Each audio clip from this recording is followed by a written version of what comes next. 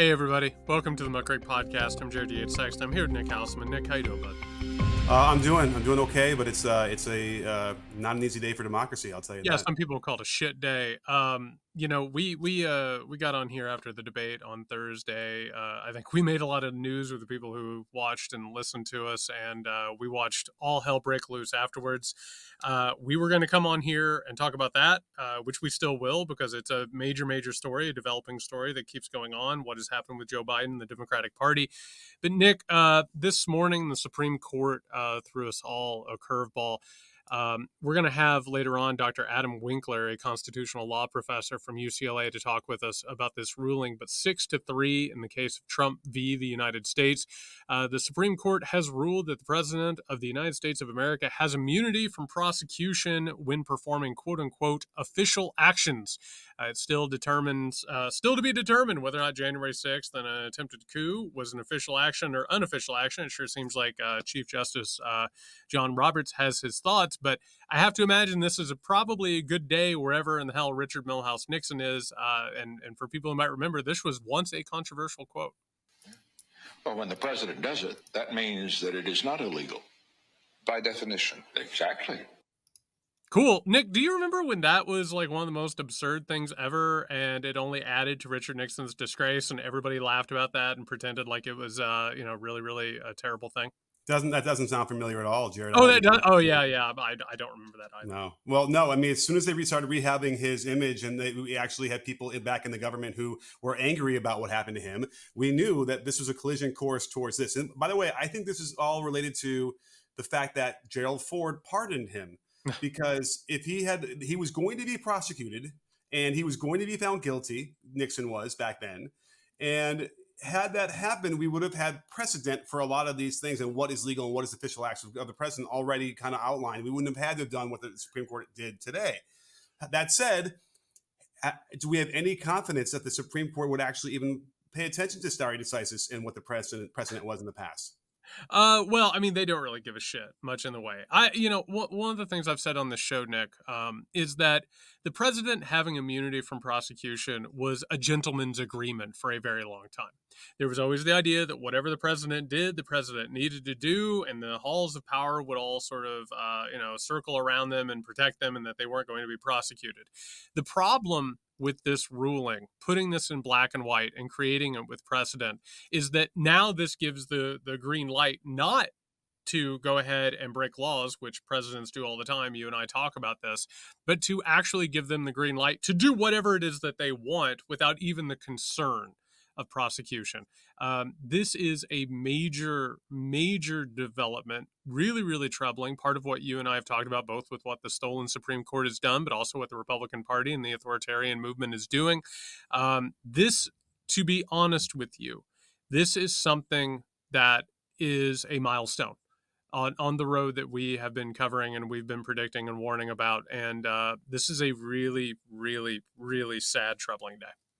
I think I'm interested to hear what Adam says in a little bit, but I also feel like what would have been the decision handed down from them that would have been acceptable to democracy, because that's an interesting thing. Because obviously, we understood, and there already had been the notion that the president is protected during his official duties from certain things. Certainly, every president I can think of right now has committed crimes in office in the guise of national security and whatnot, and no one's been prosecuted. No one's even wanted to prosecute. Well, civil lawsuits has been on the books that the president is immune from that. But yeah, the crimes that presidents commit, it's been a wink, nudge, see you later for a drink at the club type of thing.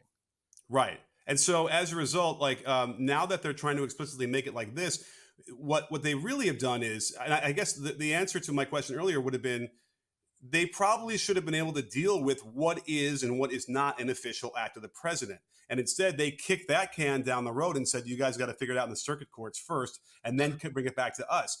But imagine what that means. In what I'm hearing is they get to be the final arbiters of what is official and what is unofficial. So basically, it's not the president they're making into a king.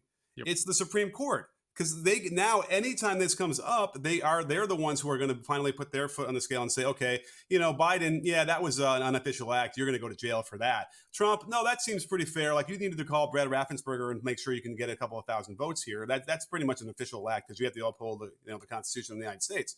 That's what's so crazy about all this. When we were covering this, when it first came to being argued in front of the Supreme Court, and then it got delayed and delayed and delayed, what we talked about, and I think correctly, and what we saw today, and this is incredible. It's amazing how much money and time and energy is spent with the nuance of rhetoric and the words that are chosen. We said, how is it that they will set up a situation where someone like a Donald Trump or a Republican or a business-friendly president can enjoy the expansive powers with immunity, but also how can you control it so that your rivals or a quote-unquote radical president wouldn't be able to enjoy those powers?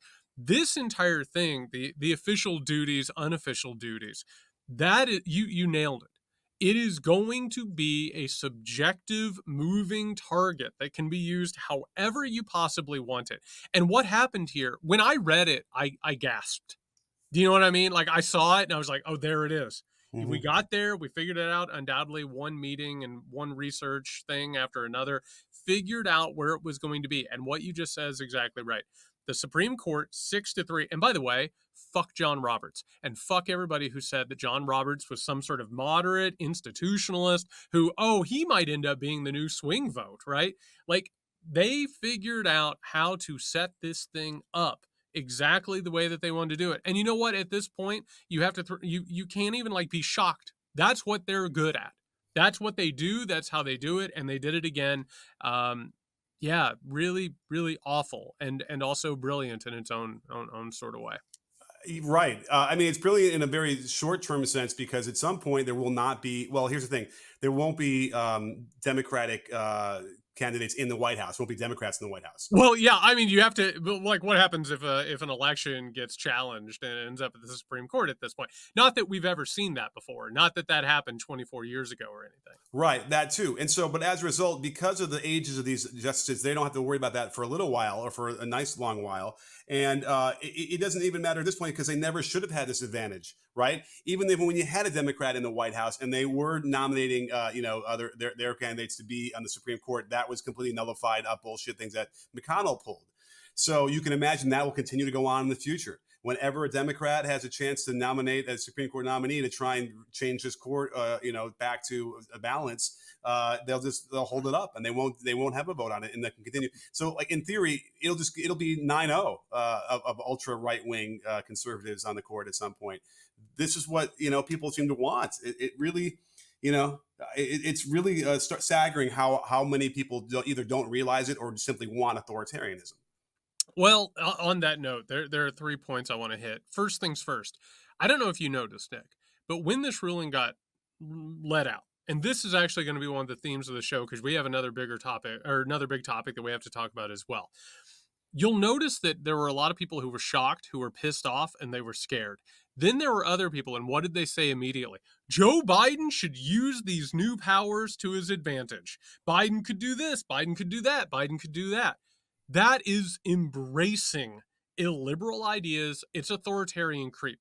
We've seen that, and it is growing, and it's expanding. We certainly saw it over the weekend after the debate and the crisis that happened after that. We'll talk more in just a few minutes about that. The next thing I want to say, Nick, is it does not have to be this way. One of the things that we're talking about here is we are talking about this trajectory that we are on. And by the way, the Democrats are not serious about this. They haven't said shit since this has happened. AOC has come out and said she's going to file impeachment papers against the Supreme Court. That's not going to get out of the House, but that's neither here nor there. Meanwhile, Joe Biden, I don't know where he's at right now. I don't have a clue. He hasn't said anything. I almost think it'd be good if the president of the United States would come out with a statement when he was just given God Emperor powers. Also, on top of that, like the Biden campaign, what did they do? The first thing they did is they got on a campaign call and said, Joe Biden respects the integrity of the institution of the Supreme Court. He's not interested in reforming it. He's not going to do anything about it. It doesn't have to be like that. And that's why I say this, and I say this with a heavy heart. We laugh on this show. We joke because we're friends, because sometimes this thing is so enormous and heavy that we have to laugh about it or else you'll cry. I say this with a heavy heart, and I'm honest about this. We have reached the point where a healthy country would react to something like this, not by crying about it on social media, not gnashing at our teeth and pulling our hair. We should be in the streets. This is where labor unions should be getting together, affiliations should be getting together. We should be talking about things like general strikes. We should be talking about collective action. That's what happens in countries where there's at least a spark of this. And Nick, what happened when Bibi Netanyahu went after the courts in Israel? They every Saturday they'd be out in the tens and twenties and hundreds of thousands of people protesting. They were out. And this is what happens. And by the way, that's not to say that Israel is necessarily healthy, or we didn't even see that stuff get overturned. What you need to do at this point is recognize that the people you have elected so far are part of a system that has been corrupted and has been moving in this direction. They're not going to do anything about the Supreme Court. They're just not. And until popular grassroots action takes place, and that's what has worked in the past, that's where we are, Nick. And I don't like saying that. I know that it has inherent dangers. I know that maybe it sounds alarmist to people, but I don't know what else to say at this point. Everything we've told people was coming down the pipeline has come down the pipeline, and all that's left is to sort of dot the I's and cross the T's at this point. That's where we're going. Well, and we know that the Supreme Court justices hear the criticism and they hear the people They doing hate this it. stuff. Yeah. But there's a certain temperament that you're supposed to have when you get to that level of being a judge, which is why they made a really big deal about it with Kavanaugh when he had his confirmation hearing and he was, I don't know, what was the adjectives you were using for him, and like defiant and like lashing out and all this Emotional. He was this hysterical weird, and emotional. personality defect, which Alito has as well, where they're not going to hear it like capital H. They are going to dig in and become worse if they recognize that people want to tell them they can't do these things. It's not ethical, and it's We've not seen up to it. the job. Yeah, and he's responded in kind that way with a very snarky letter the last time about why he wouldn't recuse, which is what is also ridiculous. He had two justices who shouldn't have even been involved in this decision, much less overturning it 6-3. Like at the least it could have been maybe 5-4, and you feel like okay, but there's your Roberts vote. So this is really, really concerning. And again, I've often asked this question about whether or not the intersecting lines of capitalism and democracy will always lead us to this point in its state of affairs. And I wonder if it was inevitable. There wasn't much you can do to stop it because the money and this graft and this corruption is just too powerful. Yeah, and you're exactly right on that. And that is one thing that we need to make sure that we talk about, because we always dedicate ourselves to going more in depth with context of what's going on. This isn't just about giving Donald Trump authoritarian powers. This is about the fact that capitalism has gotten to the point where America needs a dose of authoritarianism in order for people to gain more profit and more power, and in order to make the next turn into basically what we've seen in quote unquote second and third world countries in neoliberal globalism. That is now coming to America. We need to have a president who's able to basically crack down and do whatever's necessary for the bottom line and the oligarchy. The next thing about it I want to say just very quickly: going out in the streets is not about just expressing your anger. It's about forcing the media and the political system to recognize that something is wrong, that changes the conversation, and it forces a larger reckoning with what's happening. You have to trouble the status quo until the status quo is unstable enough that it will start to change and reckon with itself. If Joe Biden is not interested in troubling the Supreme Court, which, again, I don't think he should be the nominee for the Democratic Party right now. We'll get to that in a few. But on top of that, if he's not going to make that an issue, if that's not in his heart and that's not in his political, sort of bullet points of what he wants to carry out, it needs to be brought up and it needs to be prosecuted in public opinion and in the streets. And I don't say that lightly whatsoever. And by the way, Nick, we haven't even talked about the fact that the Supreme Court got rid of Chevron, which means that the administrative state, whatever few tools it had remaining, more or less were yanked out. Like, those things were destroyed. The administrative state was completely de-weaponized. And Nick, do you think that de-weaponized administrative state, do you think if a Republican or a right-wing authoritarian gets in power, do you think that those departments aren't going to have power to do what they want to do? They will not have power to do what they want to do. Is that what you're asking me? They will have the power to do what they want to do. It just Well, so happens it's making sure that it is case by case and whatever the agenda is. If it gets in front of the Supreme Court and you want to go after a business or a group or uphold regulations, no. If you want to go in and you want to loosen them and you want to prioritize these sort of things that the right wing agenda wants, that will be more than fine. It is one thing after another, and it is past the point of an overturn. for sure. I mean, even with the COVID thing, it's also what related. The CDC would recommend or say we'd have to have masks, and the way they framed the vaccination mandates, which by the way were never mandates. They were simply either get vaccinated if you're working in a large company or be tested often. That was the two choices. It wasn't. It was never like you had to get a vaccine. But you can tell that that is a real sticking point, which is why they wanted to remove the power from a lot of these agencies who, there are probably several instances of corruption throughout the years, and it was a problem. But there is also this notion that they are trying to help people. They are trying to stop people from being poisoned and exploited, and that's why they were founded. And so, if you just want to tear that down again without replacing that with any other kind of protections, then we're just going to start dying left and right. So, it's really fascinating how to run a business and it costs a little extra money because we need to protect the environment while you're doing it. It's such a, I guess here's the thing. If you don't believe that the environment is being affected by us, then of course there's another example of like rife corruption we must get rid of and stop this from happening. So it's a really problematic thing when you have guys like this in the Supreme Court of all places, and that's what McConnell understood, right, to circumvent any kind of lawmaking that they needed to do. And the Supreme Court, they're the ones who now have more power. It's not three equal branches of government anymore. Yeah, and Mitch McConnell, by the way, was just a stooge for the Federalist Society and the donors that they represented and that they organized for. That was it. It is. Well, you say that everyone's quiet. You don't hear Pelosi. You don't hear about from Schumer. No, Have you seen McConnell? Have we seen him in no, months? no. He's probably on a charger somewhere. And I want to say one last thing, and this is something I want to pepper almost every podcast and every appearance and every interview I do from now on. People say to me, "What should I do?" And, I'm talking about mass action, collective action. First things first, you need to sit down and you need to figure out what's important to you, what you're willing to do, how you're willing to show up, and then you need to talk to other people, your coworkers, your friends, your family members. If you're part of an affiliation, you need to ask your leaders, what are you going to do about this?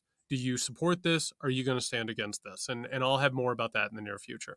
And now a related, unfortunately, subject that is growing more and more important by the moment as the Supreme Court does what they does. Does what they do. You might have watched our live stream on Thursday following the disastrous presidential debate between Joe Biden and Donald Trump. On that, Nick and I both expressed grave concerns about Biden's fitness to continue on the campaign and even arguably as president of the United States of America. The the fallout after that has been swift and weird and disturbing. Just to set the table, Nick, before we get in all of the relevant information, immediately every Democratic strategist that I've ever known and basically who has access to a telephone and or laptop was on meeting after meeting all night deciding what they were going to do. If anything, the consensus became that Joe Biden was the nominee unless Joe Biden stepped out. We also saw a strange and almost unexpected pushback from a lot of prominent Democratic influencers and personalities, including the Pod Save America team, which did not really beat around the bush. They talked about how frustrated they were by the thing, how frightened they were by the thing. Nick, we also then saw a cavalcade of sort of liberal luminaries. Thomas Friedman called for Joe Biden to drop out. Nicholas Kristof called for Joe Biden to drop out. The New York Times editorial board called for Joe Biden to drop out.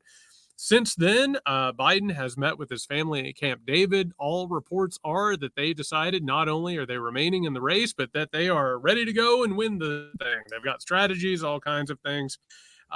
This has been a really ugly incident for a variety of reasons. How are you feeling a few days removed from this thing, and especially as we're seeing the Supreme Court continue their attack on democracy? Well, in response to the New York Times op-ed that called for Biden to step down, I was kind of wondering, where was this call after Trump, I don't know, led an insurrection? I mean, I guess it was right at the end of his presidency. Or how about when he How got about we impeached? call for both of them to drop out? How about we do Yeah. that?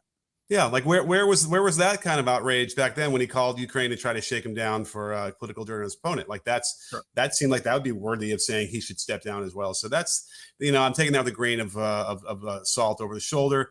Now, the next day he fist pumps and he gives us I won't back down. Or when I what's the song? I get knocked When you down get and I get knocked up down, you again. get back up again. And and we got all those memes, and so suddenly I felt a lot better. It made me weird, like where was that? Why didn't he have any inkling of energy like that the night before?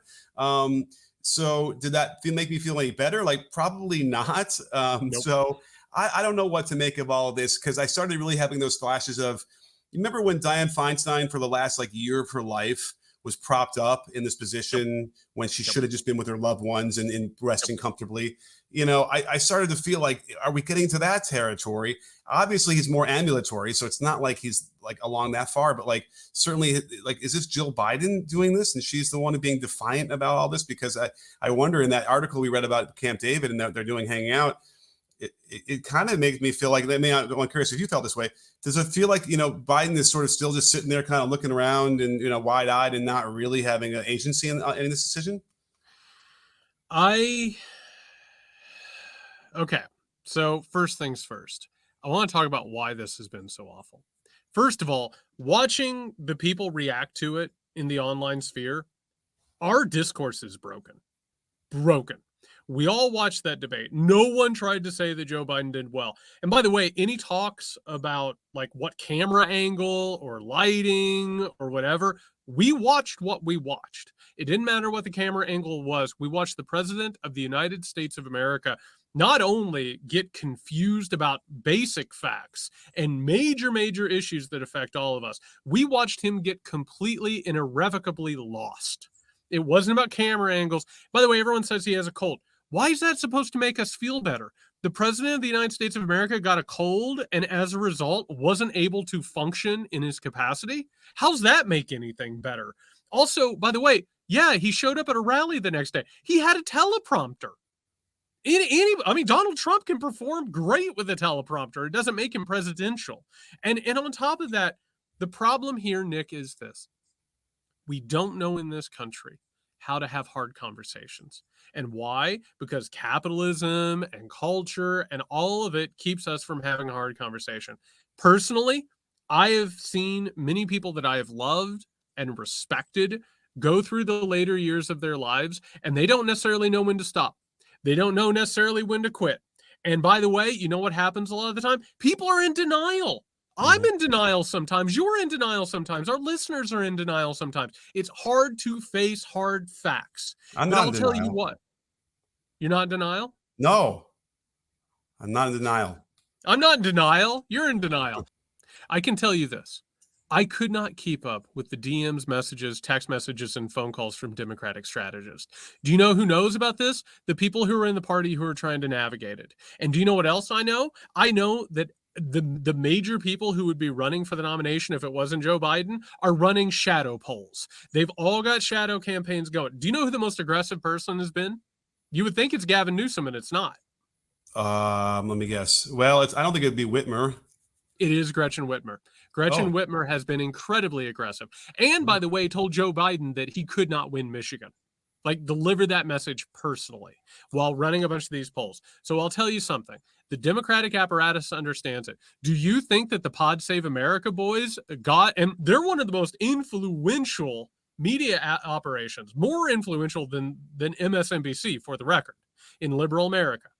Do you think that they got on the air to say that maybe Joe Biden should be the candidate without talking with the big guy? Do you think that happened? No, it did not happen. And Barack Obama put out and said they supported him. He had a bad debate, all that. This wasn't a bad debate. We saw a person who is diminished, who I have concerns about him being president of the United States right now. I have a lot of concerns about his ability to beat Donald Trump, and I have a lot of concerns about his ability to be president for the next 4 years. And people are in denial about that, and I'm sorry about that. That is the key. Could he get through the next 6 months and get to the election? Okay, yeah, probably. But that's after that we're in trouble, and we have to go through this all over again, maybe in the middle of the next term if he wins. This all isn't this related to? I think I texted you this. He falls off his bike.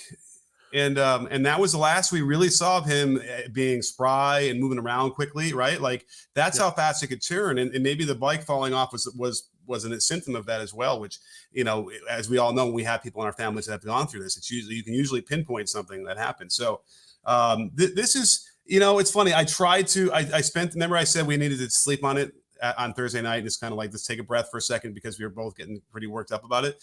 I think I had a moment where I was like, okay, maybe it isn't that bad, but it still feels that bad. And now we've gotten the quotes that you had predicted that were going to be coming out, and a little insights into that.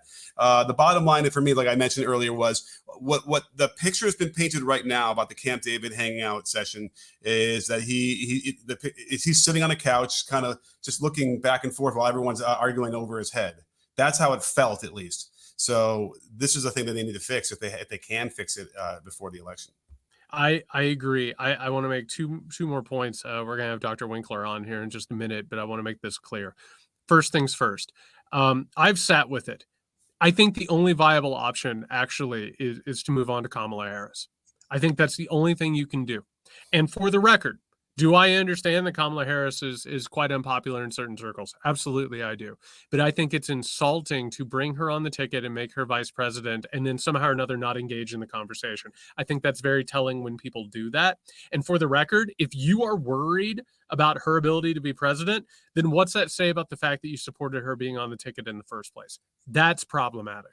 The second thing here, and Nick, it is really, really difficult to talk about that, but I talk about this, but I also think that our audience is prepared for it because we've had frank conversations.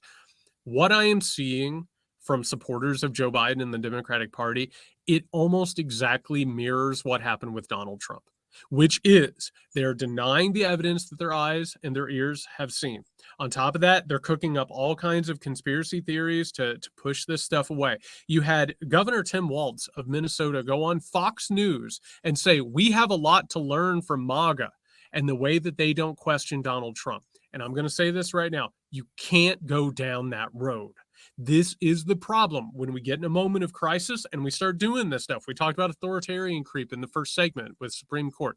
When you start going down that road, you don't question leaders. You question your own senses and your own sensibilities. That's where really, really bad things start to happen. For sure. I mean, it's not hard to be on, against Trump, to be in the Democratic Party, whatever you want to call it, and be able to recognize that Biden is a problematic candidate beyond belief. Now, if Hillary Clinton was a problematic candidate who ultimately didn't beat Trump in 2016, then this is we're in a worse situation, I would imagine, right now. And the polls came out, by the way. Did the polls tell you anything? Because it was all over the place. The polls are all over the place. You see one poll that says that over 70% of Americans don't think Biden is fit. You see another poll that shows Trump going up by, I think, 10 points. You see another poll that shows it like 2 to 3 to 5. They're all over the place. We can't really tell anything from polls anymore. Right. And again, and then it's just the same kind of thing where it doesn't really matter because it's the 3 states and the 50,000 people in those 3 states. I don't even know if that's a thing anymore at this point, the way this is going. So I do feel like there is a push for people to simply say, we understand that the government is run by a whole bunch of people that can support the president if he needs it. Oh, a lot of good people in the room. Yeah, doesn't make me feel good at all. Oh, where did I hear that? No, it'll be fine. There are a lot of good people in the room. Right. Or it won't be fine, but it is what it is. And it has to be because of the other guy. That's the problem. But that's what the Republicans say. Oh, right. the Democrats are so dangerous. The left is so dangerous. We have to have Trump. We don't really want Trump, but we got to do this thing. When you start bargaining like this, Nick, we saw a diminished president on Thursday. We saw somebody that I don't feel particularly comfortable handling the duties of president. I don't know if you still feel that way or if our listeners feel that way. Like, you can sit here and say, oh my God, we'd lose the election.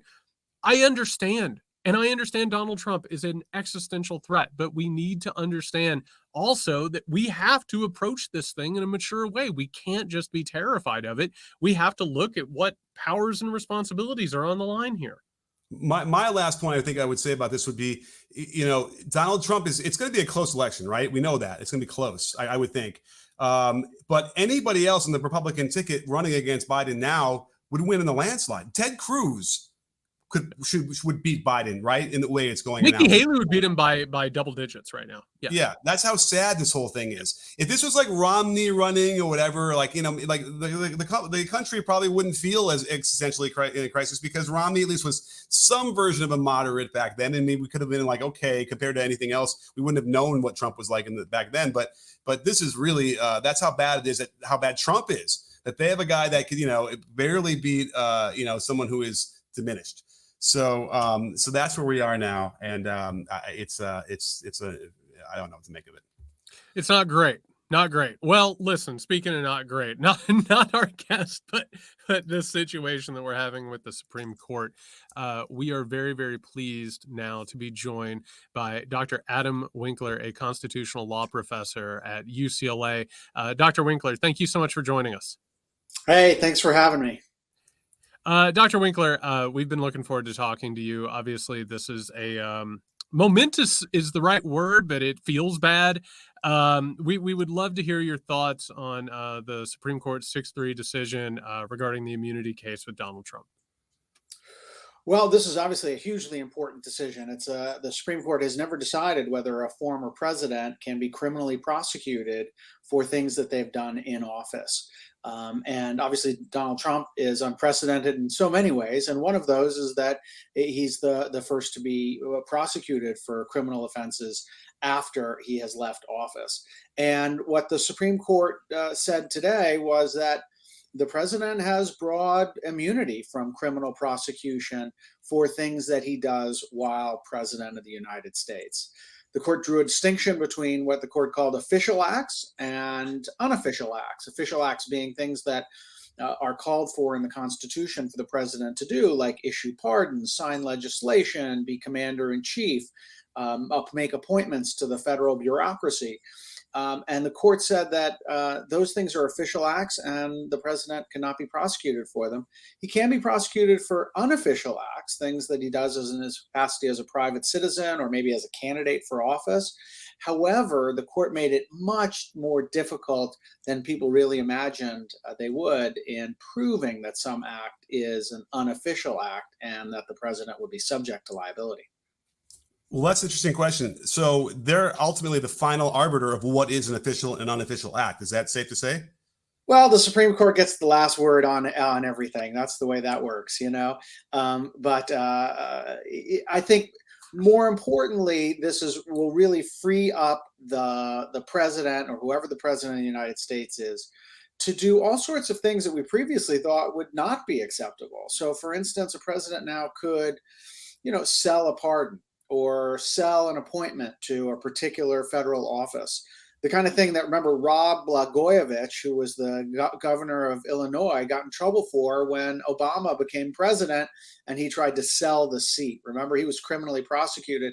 The Supreme Court basically said you couldn't do that to the president. The president can't be prosecuted for a crime involving his official acts and things like pardoning people, signing legislation, being commander in chief, or appointing people to federal bureaucracy. Those are all official acts.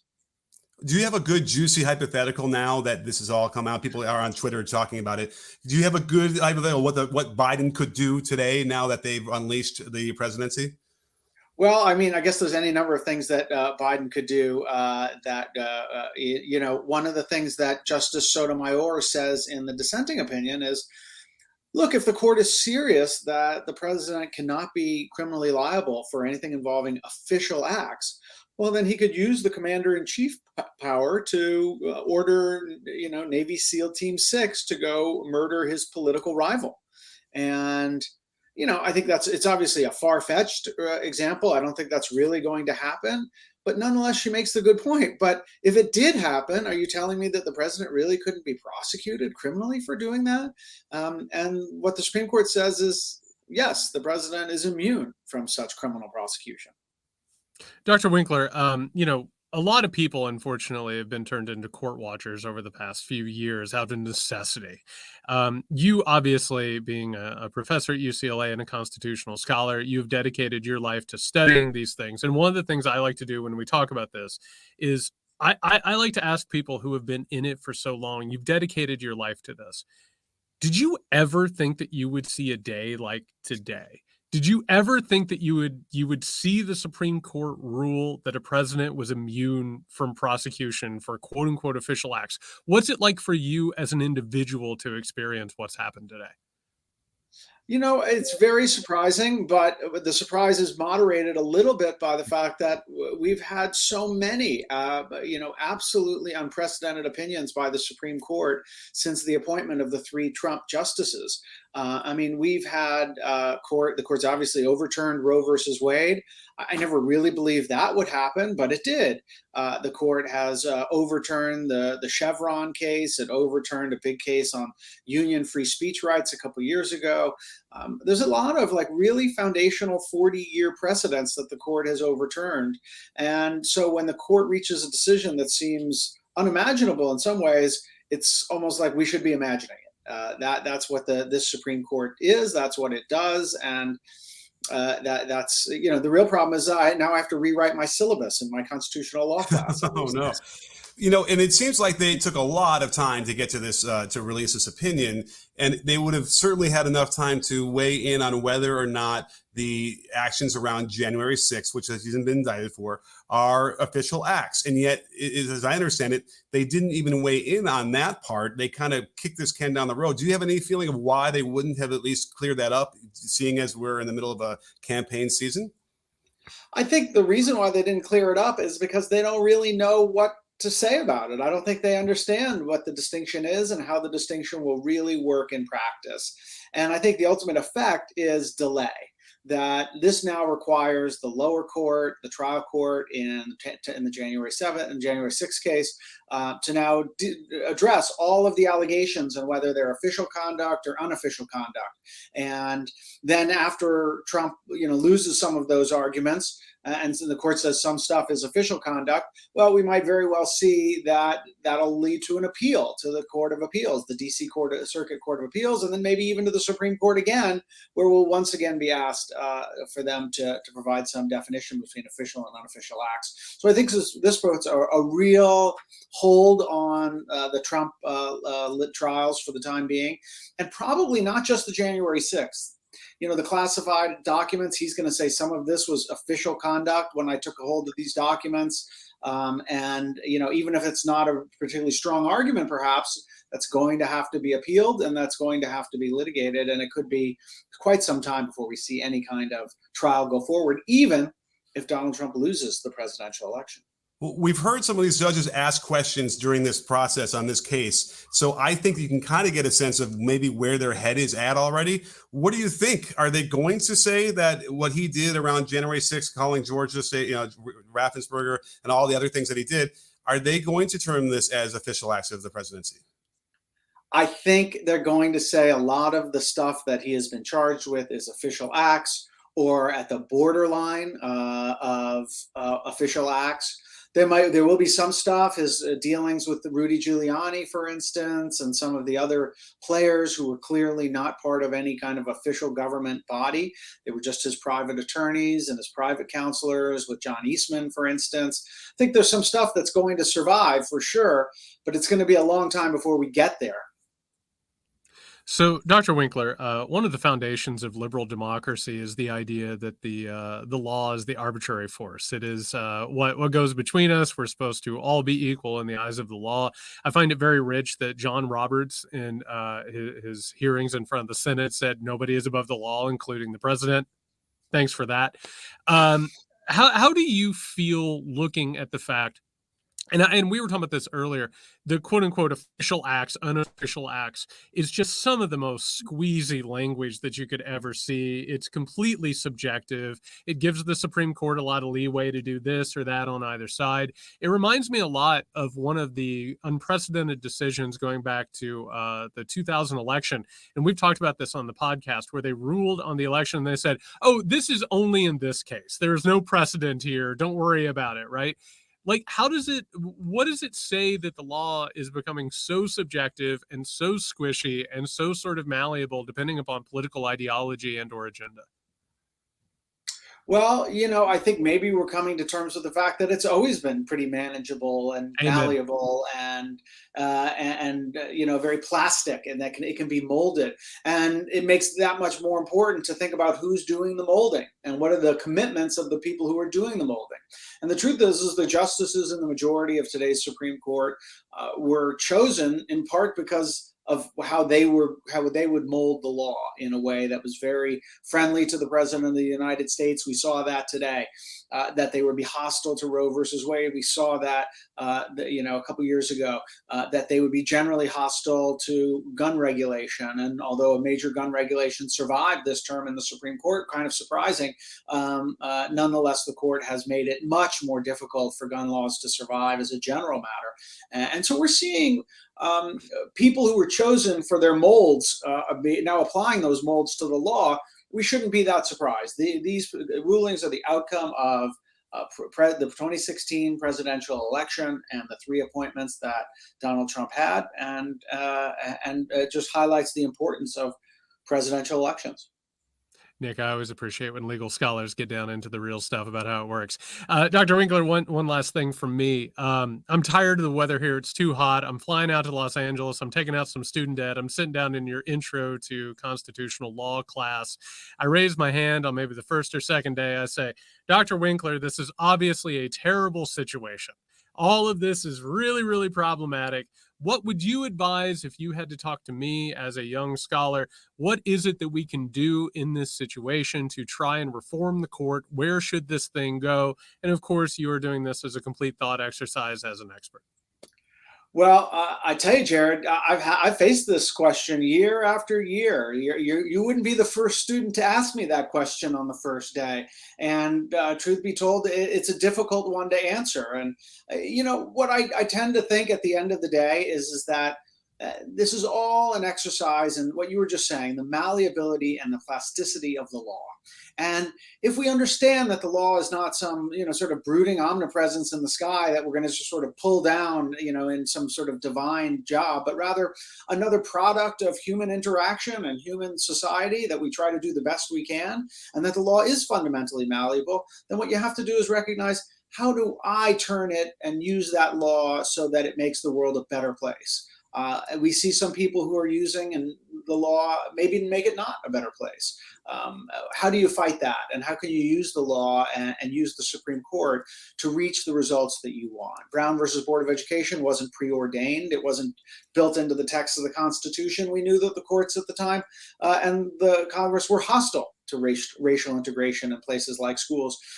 So that's a change that was forced upon the Constitution by people who sought to make the world a better place. And I think that's the kind of long-term outlook that you have to have on it. And maybe in the short term, you might want to think about adding some more seats to the Supreme Court. Yeah, I completely agree. I think that we've sort of crossed that Rubicon and we're looking at a whole different world. Dr. Winkler, we cannot thank you enough for coming on. Thank you for doing the hard work and talking with us. And just best of luck. I assume that your next semester is going to be way more interesting than any before. Well, Jared, I'm hoping you're going to be in my class. I'm going to be looking for you. I'm still dealing with that student debt, my friend. We'll see. Thanks so much, guys. Sorry about my bad lighting, but I appreciate you guys having me on. Absolutely. No, thanks, Adam. Wow. He's awesome to have on the show. It's always so illuminating, but sometimes it's chilling, right? When you hear exactly how he breaks it down and where we're at, right? And how it can feel hopeless a little bit. Well, you know what's interesting about it, Nick? I talk to a lot of legal scholars, a lot of constitutional people, and they usually fall within like 3 categories, right? There's one category where they're honest about it, and one of the things I appreciate, and this is why I asked Dr. Winkler about this, is some of them are like, listen, this thing has never been fair. This thing has always been really screwed up. You got to work to try and make it better, and sometimes it is not real. Sometimes it is not a decent thing.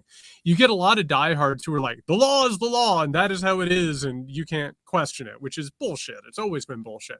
And then there is what is happening with like the Federalist Society, Nick, which is they understand that the law is a weapon.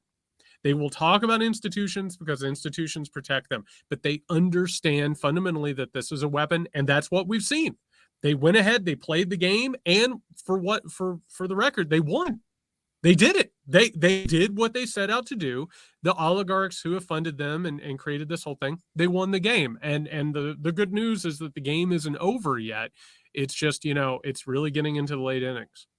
I hear you. Exactly. And the fact that we have enough, millions upon millions of people who are full-throatedly in support of this is the probably why we were so afraid in 2015 when Trump came down the escalator, because I think that we realized how damaging that rhetoric could be and how inciting it could be.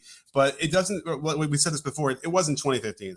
Forgive me. Using fear and anger to stoke political energy, I suppose we'll call it, from the GOP side, was leading to this, no matter however many decades in the making, right? Probably since the civil rights movement, I would probably say, right? The silent majority was what kind of started the rumblings of this. And now you have people who don't even understand the basic tenets of like what they stand for. They just think that there's a side that they're on and they need to have that side win. And the worst part about it is, like, listen, if Joe Biden wins, is it the destruction of our country, even from a GOP standpoint? No. The country moves on. It's an argument about taxes and about drilling and, some of the stuff with the environment, whatever, right? But to hear Trump describe it and be proven wrong every time about how he describes how everything will be decimated and lie in ruin, people believe that, right? It's hard to imagine, but people truly believe that that's what's going to happen. Well, I mean, as Trump said over and over in the debate, we're in literal hell right now. That's what it is.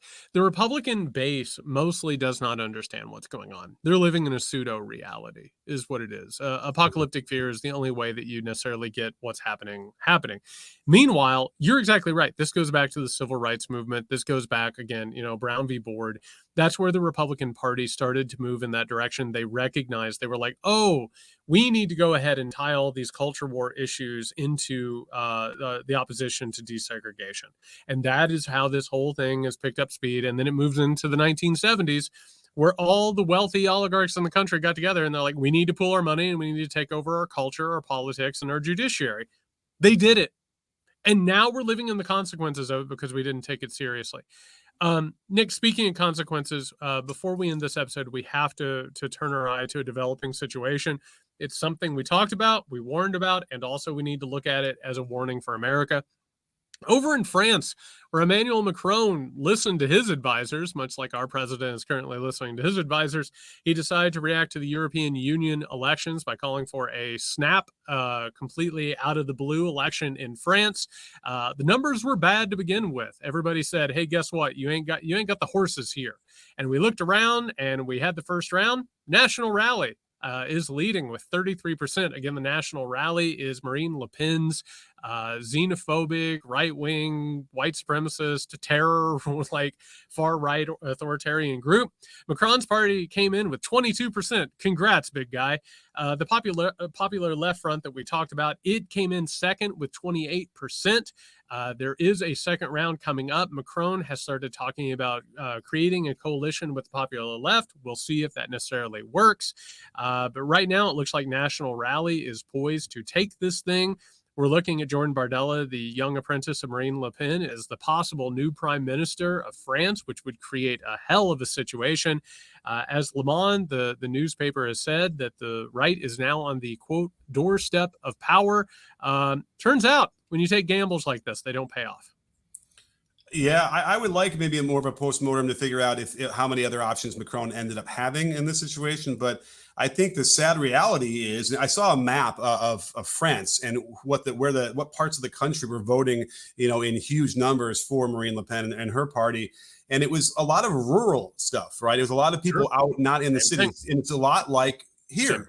And so it was unfortunate. You like to think that there might be some more progressivism just sort of gently out through the country as it goes into the beauty of the south of France and whatnot. But no, it doesn't. The xenophobia and the hatred of others is as virulent there as it is when you get out to the areas in our country that we have that as well. So it really is it's problematic for a lot of reasons. And historically, if we're going to have France get into that situation, that could lead to some other serious problems, especially when you think about Russia, on the door of taking over Ukraine and perhaps more. It wouldn't be that hard to kind of see coalitions forming around that. It would not. And I just want to throw a little something out for you. I don't know why my mind's here, Nick, but like I want you to think about the fascists and the Nazis that started largely with a rural base that like cultivated the idea of a folk spirit. There's something about, I don't know, real Germany or real Italy or real France. And the people in the cities are decadent and degenerate, and we need to take back power. And also, by the way, they're conspiring with hidden forces, wink wink, the Jews, the deep state, whoever it is, to bring in people to replace us. And it is a cultural existential war. It's the same thing. It's the same story over and over. It's happening in France the same way that it's happening in Great Britain, the same way it's happening in the United States of America. This is a systemic problem. And as neoliberal globalism turns to its next page, and as things get worse, they're going to use the same rhetoric that you were just talking about to create an environment in which they can take power. And weirdly enough, they're sort of on the same side as Vladimir Putin and other right-wing authoritarian regimes around the world. It's almost like we have a right-wing authoritarian international movement. Well, how about this? A great deal of the consternation from these people who are voting for these fascists is the fact that Muslims are coming in, who are escaping, war-torn countries and are coming to Europe to find peace. Well, let's figure out why they're fleeing from their countries and having to leave to come to Europe, for instance. Well, it's because it's the West is creating all these issues with these countries and kind of forcing them out. And just like we were creating all sorts of havoc across Central America for all those years and instability with governments, with the CIA, that you could blame the actual Europe, you blame the United States for the issues that they created that caused this sort of hatred of the other that come to this country looking for a better life. So it's a vicious circle, and I suspect you could trace this circle over and over and over again throughout the history of our civilization. Here's what happens. The people in power make mistakes. They create future consequences that then lead to present consequences, and they blame it on other people. I know it might shock you and our listeners, but there was something God, Nick, what was it? We went around the world and bombed all kinds of places, and war on something. Oh, the war on terror. That's right. We went around and bombed all of these countries and created mass chaos so that we could take their resources and try and bring them within our sphere of influence and power. And by the way, to go ahead and bring this show full circle, that is something that George W. Bush and his administration should have been prosecuted for. They should have been held accountable for. And instead of being held accountable for that, the buck kept getting passed and passed and passed. And then eventually, when it comes time to deal with the consequences, the same people who did it are the ones who are now like having to diagnose it and solve it. And none of them are going to stand up and say, hey, my bad. For the record, Joe Biden's not going to stand up tonight when he speaks about the Supreme Court and say, a large part of the problem is that I was part of the Iraq War and I helped push the war on terror. So what are we doing? Even our quote unquote best choices are the people who created the problem in the first place. So it just keeps cycling and cycling and cycling. And when people run out of trust in those things, which, by the way, they shouldn't have trust in those things, you have demagogues and right-wing authoritarians who are there to pick up the pieces. All right, everybody. Again, another thanks to Dr. Adam Winkler. We're so glad that he could take time from his busy schedule to come talk to us about the Supreme Court ruling. We will be back on Friday with the Weekender edition. A reminder, go over to patreon.com/muckrake podcast and support the show. Keep us editorially independent and trucking along. I have to say, Nick, and I don't know how everybody else felt about it, the post-debate show, I think, was one of the best shows that we've done. And it meant the world to me, and I think you, for everyone to come out. We had a massive audience. We had a massive response. People supported us. People felt like they needed to hear some tough, honest talk about it. Again, patreon.com/muckrake podcast. We can't tell you how much we appreciate you. If you need us before then, you can find Nick at Can You Hear Me SMH. You can find me at JY Sexton. For the love of God, be safe.